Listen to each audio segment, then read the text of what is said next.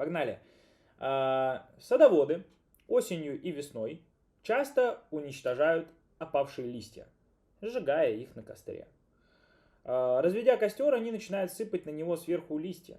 В таком случае костер будет лучше гореть и меньше дымить. Если листья сухие и бросают их небольшими... в каком случае костер будет лучше гореть и меньше дымить?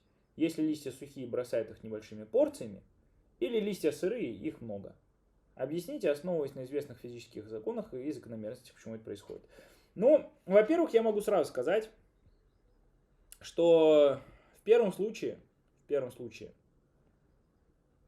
будет лучше гореть и будет меньше дымить. Почему?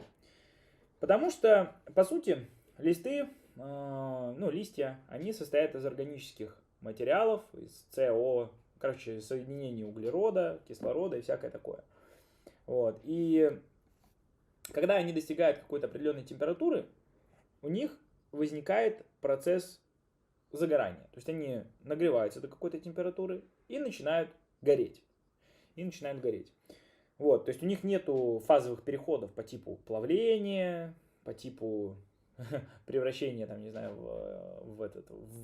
газ и так далее. То есть органические вещества, они в основном горят. И как раз таки, когда у нас начинает, по сути, разгораться костер, то есть вот у нас есть с вами костер, вот, и он начинает разгораться, то при горении костра у нас с вами, по сути, здесь вот над костром воздух сильно-сильно нагревается. Сильно нагревается, и возникает конвекционный поток. Воздух очень сильно нагревается, и из-за того, что его температура становится больше, плотность его становится меньше относительно другого окружающего воздуха, и из-за этого он летит вверх. Летит вверх. И если мы маленькими порциями будем сюда набрасывать листочки, то есть вот мы взяли листочки маленькими порциями, сухие, забросили сюда, что будет происходить? Они сухие, они быстро нагреются до температуры своего горения, очень быстро, и также быстро сгорят.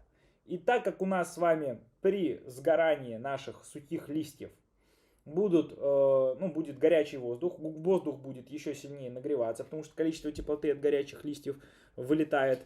У нас с вами дым быстро, берет и разлетается.